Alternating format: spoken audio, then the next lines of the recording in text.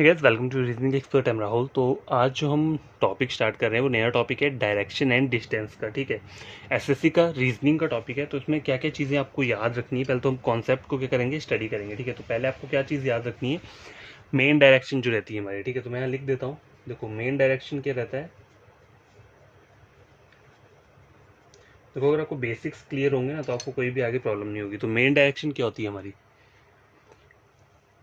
Main direction हम किसे बोलते हैं। देखो, मेन डायरेक्शन रहता है ये ईस्ट, वेस्ट, नॉर्थ और साउथ। ठीक है, तो ये आपको याद रखना है, हमारा मेन डायरेक्शन क्या रहता है ये। ठीक है, मेन डायरेक्शन की बात क्या आता है, कार्डिनल या फिर सब डायरेक्शन भी बोलते हैं। कार्डिनल और सब डायरेक्शन। ठीक है, सब डायरेक्शन तो वो कौन सी होती है सब डायरेक्शन। देखो, हमारी मेन डायरेक्शन ये चार हैं। ठीक है, east, west, north and south. ठीक है, ये चार हमारी मेन डायरेक्शन है। सब डायरेक्शन या फिर कार्डिनल डायरेक्शन कहाँ पे आती हैं। देखो, बीच में इस तरीके से जो ये डायरेक्शन रहती है इसे हम बोलते हैं सब डायरेक्शन बोलते हैं। तो इस वाली को क्या बोलेंगे, ये वाली जो है नॉर्थ और ईस्ट के बीच का है तो इसे हम क्या बोलते हैं, नॉर्थ ईस्ट। ठीक है, इसे हम नॉर्थ ईस्ट बोलते हैं। ये ईस्ट और साउथ के बीच में, तो हम इसके नाम जो प्रोनाउंस करते हैं वो ईस्ट साउथ नहीं बोलते हैं, साउथ ईस्ट बोलते हैं, क्योंकि हमें मेन डायरेक्शन से ही करना होता है। ठीक है, साउथ ईस्ट बोलेंगे इसे, साउथ ईस्ट हो गया। ये जो रहेगा ये क्या रहेगा, साउथ वेस्ट रहेगा। ठीक है, साउथ वेस्ट। और ऊपर वाला क्या रहेगा, नॉर्थ वेस्ट रहेगा। ठीक है, नॉर्थ वेस्ट। तो पता चल गया आपको मेन डायरेक्शन और सब डायरेक्शन किसे कहते हैं। ठीक है, और एक और चीज़ बताता हूँ, इनके बीच का जो एंगल रहता है, ये जितने भी एंगल दिख रहे हैं ना आपको, ये जो बन रहे हैं, ये कितने के रहते हैं, सबके सब 45 डिग्रीज के रहते हैं, सभी जितने भी हैं। ठीक है, जो जो तो यार देखो, ये हमारा डायग्राम जो है किस किस चीज़ का है, सब डायरेक्शन का डायग्राम है। ठीक है, तो देखो ये जो बीच के एंगल रहते हैं क्या रहते हैं, 45 डिग्रीज का रहता है हर एक एंगल जो रहेगा। ठीक है, तो टोटल जो हमारा रहता है, देखो टोटल मतलब ये जो पूरा सर्कल इस तरीके से, देखो एक सर्कल बन रहा है ना ये, तो ये जो सर्कल रहेगा ये कितने का रहता है, 360 डिग्रीज का रहता है। मतलब देखो 45 डिग्री के सारे एंगल हैं, तो 1 2 3 4 5 6 7 8 टोटल 8 आ रहा है। तो 45 इंटू 8 करोगे तो कितना आ जाएगा, 360 ही आएगा। तो मतलब ये पूरा सर्कल 360 डिग्रीज का बनता है। ठीक है, और जो बीच के एंगल बन रहे हैं वो क्या बन रहे हैं, 45 डिग्रीज के सारे के सारे। तो ये चीज़ क्या करना है, आपको याद रखनी है। और नेक्स्ट चीज़ क्या है इसमें याद रखने की, तो मैं आगे वाले इस पर बताता हूँ। आगे जो हमें याद रखना है वो क्या रखना है, पाइथागोरस थ्योरम, क्योंकि ये बहुत अप्लाई होता है यहाँ पे। देखो सभी ने पहले पढ़ के रखा हुआ है, ये मैथमेटिक्स में पढ़ा होगा, हर जगह इसका अप्लाई यूज़ होता है। तो इसको हम कैसे चेक करेंगे। देखो क्या होता है, पाइथागोरस थ्योरम क्या होता है, हाई परपेंडिकुलर रहता है। ठीक है, तो परपेंडिकुलर किसे बोलते हैं, देखो ये जो लंबी वाली साइड है ना, ये वाली, इसको मैं ए बी सी नाम दे देता हूँ। ठीक है, ये क्या है, परपेंडिकुलर। ठीक है, ये परपेंडिकुलर है, ये क्या है, ये बेस है। ठीक है, और ये जो रहता है ये हाइपोटेन्यूज रहता है, सॉरी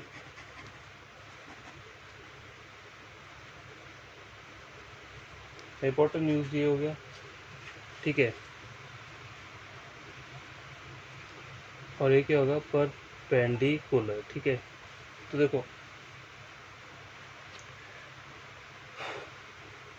करना क्या आपको, अगर सपोज करो आपको ये वाली लेंथ का जो है वो फाइंड आउट करनी है। सपोज करो ये दो आपको गिवन दिए, ए बी की वैल्यू 2 दी है, बी सी की 5 दी है, और आपको बोला है ए सी फाइंड आउट करना है। तो फॉर्मूला क्या रहता है उसका, तो देखो आपको क्या करना है, ए सी इज इक्वल टू क्या रहेगा, ए बी का स्क्वेयर प्लस बी और सी का स्क्वेयर, और ये जो चीज़ें आएंगी वो रूट के अंदर आती हैं। ठीक है, रूट के अंदर इसे लेते हैं।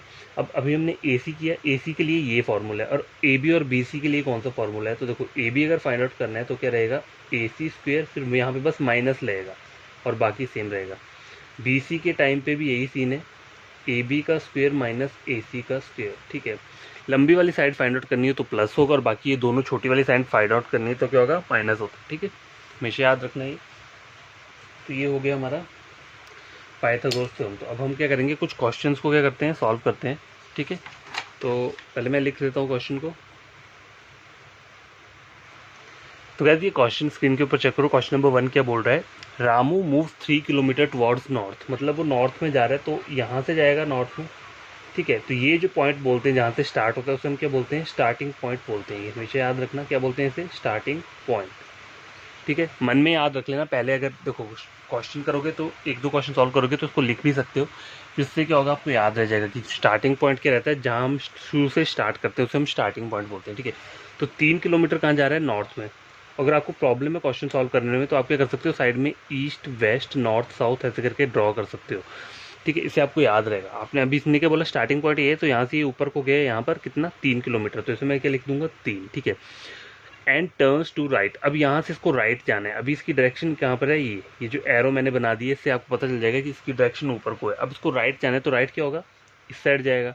लेफ्ट बोला होता तो लेफ्ट क्या होता है, इस साइड जाता है। तो मुझे राइट बोला है अप टू 4 किलोमीटर, तो 4 किलोमीटर तक जाना है, तो 4 किलोमीटर मैंने यहाँ तक क्या किया, ड्रॉ कर लिया, ठीक है। अब मुझे बोला क्या है, what is the difference, what is the distance, sorry ये डिफरेंस नहीं है, इसको लिख देता हूँ, what is the distance from he starting point. ये स्टार्टिंग पॉइंट दिख रहा है और ये क्या, ये जो पॉइंट लास्ट वाला पॉइंट है, क्योंकि मुझे 4 किलोमीटर के आगे कुछ भी नहीं बोला है, तो ये जो पॉइंट मैं लूँगा इसको बोलूँगा फाइनल पॉइंट बोलते हैं इसे, ठीक है। ये दो चीज़ें हमेशा याद रखना, स्टार्टिंग पॉइंट और फाइनल पॉइंट किसे बोलते हैं। स्टार्टिंग पॉइंट होता है जो जहाँ से हम स्टार्ट करते हैं, फाइनल पॉइंट होता है जहाँ पे एंड होता है। तो 4 किलोमीटर पे एंड हो गया। अब मुझे बोल के रहा है what is the distance from starting point. Starting point से चेक करना है तो आपको डिस्टेंस ये ऐसा चेक नहीं करना है, ऐसे ऐसे करके ये वाला डिस्टेंस चेक नहीं करना है। उन्होंने बोले स्टार्टिंग पॉइंट से यहाँ का डिस्टेंस करना है, तो आपको करना पड़ेगा इस तरीके से। ये जो डॉटेड मैंने किया है ये वाला फाइंड आउट करना है। तो यहाँ पे पाइथागोरस थ्योरम लगेगा। तो पाइथागोरस थ्योरम क्या है, देखो ये वाली जो है लॉन्ग लंबी वाली साइड है ना, जब भी लंबी वाली साइड निकालनी है तो उसमें क्या होता है, जैसे सपोज करो ये मैंने मुझको फाइंड आउट करना है। अगर मैंने इसको लिख दिया AC स्क्वायर लिख दिया, चलो AC लिख दिया मैंने इसको, तो मुझे फाइंड आउट क्या करना है, ये दोनों करना है। तो इन दोनों का स्क्वायर लेना पड़ेगा। तो 3 का स्क्वायर प्लस 4 का स्क्वायर, ठीक है, ये रूट के अंदर आएगा। 3 का स्क्वायर कितना होता है 9, 4 का स्क्वायर कितना होता है 16 होता है, ठीक है। अब इसको ऐड कर दूंगा 16 17 18 19 20 21 22 23 24 कितना आ गया 25 आ गया, रूट 25 आया है, ठीक है। अभी तक क्या आ रहा है आपका, रूट 25 आ रहा है।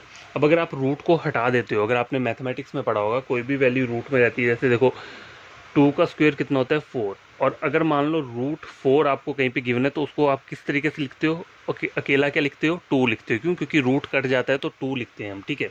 उस तरह से अगर 4 का स्क्वायर कितना होता है 16 रहता है, ठीक है, और रूट 16 अगर आपको कहीं पे दिया हो तो उसको क्या बोलोगे आप, 4 बोलोगे, ठीक है। अगर 5 का स्क्वायर कितना होता है 25 होता है, अगर कहीं पे रूट 25 दिए तो इसे हम क्या बोलेंगे 5 बोलेंगे।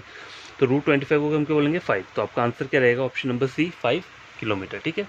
इस तरीके से पाइथागोरस थ्योरम को क्या करते हैं, हम अप्लाई करते हैं। तो पहला क्वेश्चन ये हुआ, ठीक है। अब क्या करना है हमें, सेकंड क्वेश्चन थर्ड क्वेश्चन ऐसे करके कुछ क्वेश्चन को सॉल्व कर लेते हैं। तो बस क्वेश्चन नंबर सेकंड चेक करो क्या बोल रहा है, a man walk 6 kilometre to the east. पहले सबसे पहले क्वेश्चन सॉल्व करने से पहले आपको क्या करना है, आपको पहले डायरेक्शन बना लेनी है यहाँ पे, ठीक है। क्योंकि नए नए जो बच्चे होते हैं ना, वो अगर क्वेश्चन सॉल्व करते हैं तो वो कंफ्यूज हो जाते हैं। तो इससे पहले क्या करो, डायरेक्शन बना लो, इससे आपको क्या होगा, ईजी रहेगा थोड़ा क्वेश्चन सॉल्व करने में। देखो a man walks 6 kilometre to the east. East क्या है ये, तो उसको 6 किलोमीटर कहाँ पे जाना है, ईस्ट में जाना है। तो मैं क्या करता हूँ, यहाँ से मैं ईस्ट में चला जाता हूँ 6 किलोमीटर। ज़्यादा लंबी लाइन नहीं खींचनी है, उतनी खींचनी है, मतलब बराबर एज्यूम करना है बस। 6 किलोमीटर मैंने इतना एज्यूम कर लिया, ठीक है। और ये पॉइंट कौन सा होता है, मैंने कहा था ना हमेशा जहाँ से चलते हैं उसको बोलते हैं स्टार्टिंग पॉइंट। पूरा नहीं लिखना है तो SP भी लिख सकते हो, SP मतलब स्टार्टिंग पॉइंट, ठीक है। 6 किलोमीटर कहाँ गया, ईस्ट में गया। आई के बोल रहा है and then turns to the south. अब यहाँ से क्या जा रहा है, वो साउथ में जा रहा है। तो साउथ कहाँ होता है, नीचे को होता है। तो अब देखो यहाँ पहुँचा, यहाँ से साउथ में जाना है, तो साउथ कहाँ जाएगा, वो नीचे को जाएगा। तो यहाँ से साउथ कहाँ जाऊँगा मैं, नीचे। और कितना बोला है 5 किलोमीटर, तो 5 किलोमीटर यहाँ तक पहुँच गया ये, ठीक है, यहाँ तक पहुँच गया। अब क्या बोल रहा है, again he turns to the east. अब देखो यहाँ पे पहुँच गया, अब उसे ईस्ट में जाना है ना, देखो वो साउथ में पहुँचा है। मैंने यहाँ से मतलब पहले उसने क्या किया, देखो ये अगर आपने ये स्टार्टिंग पॉइंट माना है तो वो यहाँ से यहाँ तक गया, ठीक है। फिर उसने क्या किया, नीचे गया साउथ तक, साउथ में यहाँ पहुँच गया। अब उसे क्या बोल रहा है वो, again he turns to the east. यहाँ से उसे ईस्ट में जाना है, तो वो यहाँ पे है, तो यहाँ से ईस्ट वाली डायरेक्शन ये रहती है। तो ईस्ट में जाना है तो वो कहाँ जाएगा, इस तरफ को जाएगा। तो ईस्ट में जाने पर क्या है, 6 किलोमीटर उसे वॉक करना है। तो ये लो मैं ईस्ट में चला गया और मैंने 6 किलोमीटर वॉक कर लिया, वो यहाँ पे पहुँच गया है, ठीक है। नेक्स्ट ही टर्न्स नॉर्थ वार्ड। अब देखो नॉर्थ वार्ड का मतलब क्या होता है, नॉर्थ वार्ड्स का मतलब होता है नॉर्थ, ठीक है। और साउथ वार्ड्स का मतलब क्या होता है, साउथ। तो ये जो चीज़ें क्या है, याद रखनी है कि नॉर्थवर्ड का मतलब नॉर्थ रहता है, साउथवर्ड्स का साउथ, क्योंकि कोई भी एग्जामिनर ये वर्ड यूज़ नहीं करेगा नॉर्थ और साउथ, वो साउथवर्ड्स बोलेगा या नॉर्थवर्ड्स बोलेगा। ठीक है, तो आप यहाँ तक पहुँच गए 6 किलोमीटर। अब नेक्स्ट ही टर्न नॉर्थवर्ड, नॉर्थवर्ड मतलब ऊपर को जाना है, नॉर्थ की तरफ को जाना है हमें। यहाँ पहुँच गए, यहाँ से नॉर्थ जाएंगे। ठीक है, नॉर्थवर्ड एंड वॉक 10 किलोमीटर। अब देखो 10 किलोमीटर आप कैसे कवर अप करोगे, देखो यहाँ से नॉर्थवर्ड जाना है, तो ये जो डिस्टेंस है कितना है 5 किलोमीटर। तो पहले मैंने यहाँ पे यहाँ तक कर लिया, ये कितना हो गया 5 हो गया। ठीक है, अब 10 करना है तो 5 में और ऊपर चला जाऊँगा, तो टोटल डिस्टेंस कितना हो गया, ये 10 हो गया। लेकिन आपको ये हमेशा याद रखना है कि यहाँ से यहाँ तक का जो हमने डिस्टेंस लिया है वो क्या लिया है, 5 लिया है। ठीक है, ये इसलिए बोल रहा हूँ क्योंकि कभी कभी होता है कि उसने यहीं तक पूछा, अगर आपने डायरेक्ट इसको 10 लिख दिया है और आपको बीच में आप कंफ्यूज हो जाओगे अगर आपने 5 नहीं लिखा होगा। तो इससे आपको याद रहेगा कि ये डिस्टेंस यहाँ से यहाँ तक का कितना है 5 है, और ऊपर वाला 5 है, तब जाके टोटल कितना हो रहा है 10 हो रहा है। ठीक है, how far is he now from starting point. देखो ये जो हो गया इसका क्या हो गया, यहाँ पहुँचा, ये फाइनल पॉइंट आ गया इसका, एफ लिख दिया मैंने यहाँ पे। अब मुझे बोला है स्टार्टिंग पॉइंट से मुझे बताना है ये, कहीं भी ऐसा बोला हो ना, देखो how far is he now from starting point. अब मुझे बोला है ये डिस्टेंस बताना है मुझे, यहाँ से चेक करना है। तो ऐसे नहीं करना है कि पहले यहाँ से यहाँ चला गया और ऊपर चला गया तो वो कर दिया और वो डिस्टेंस फाइंड आउट करनी है, वो गलत तरीका है। वो ऐसे करके नहीं बोला है, इन्होंने बोला है स्टार्टिंग पॉइंट से फाइनल पॉइंट का डिस्टेंस बनाना है। तो इसको आपको पाइथागोरस थ्योरम क्या करना पड़ेगा, अप्लाई करना पड़ेगा। अब देखो एक और चीज़ आपको बताता हूँ, इसको और इसका डिस्टेंस निकालना है। सपोज करो ये मैंने AC ले लिया, ठीक है, मुझे अब निकालना क्या पड़ेगा, ये लेंथ और ये लेंथ निकालनी पड़ेगी। तो आपको यहाँ तक का तो डिस्टेंस पता है 5 किलोमीटर है।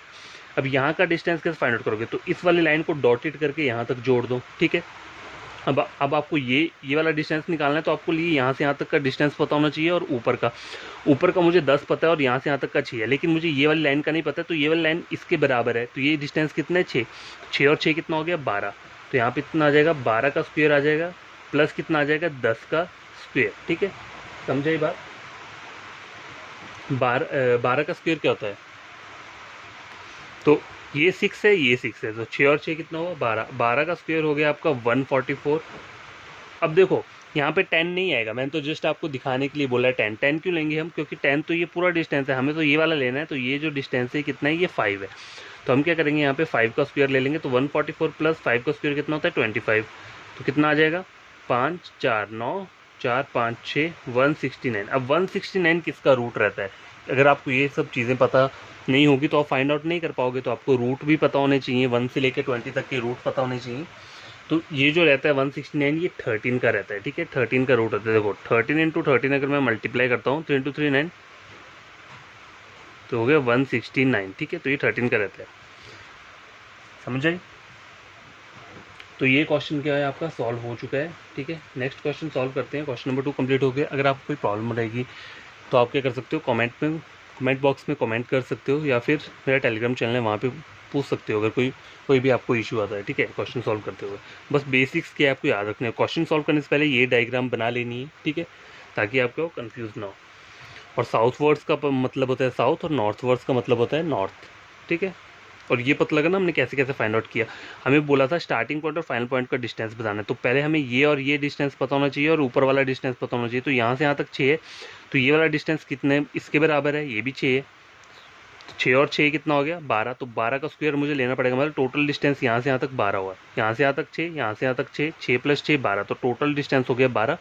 और ऊपर वाला डिस्टेंस कितना है 10 नहीं है 5 है, यहाँ से यहाँ तक 5 है, यहाँ से यहाँ तक 5 है, टोटल 10 तभी बन रहा है ना। तो ऊपर वाला डिस्टेंस 5 है, तो 12 का स्क्वायर प्लस 5 का स्क्वायर ले लिए, तो कितना हो गया 169 रूट में आ गया। और रूट को सॉल्व करेंगे तो 13 आ जाएगा। तो आपका आंसर क्या रहेगा, ऑप्शन नंबर बी।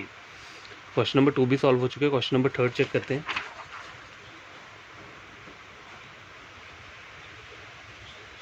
इस पहले लिख लेता हूँ मैं से।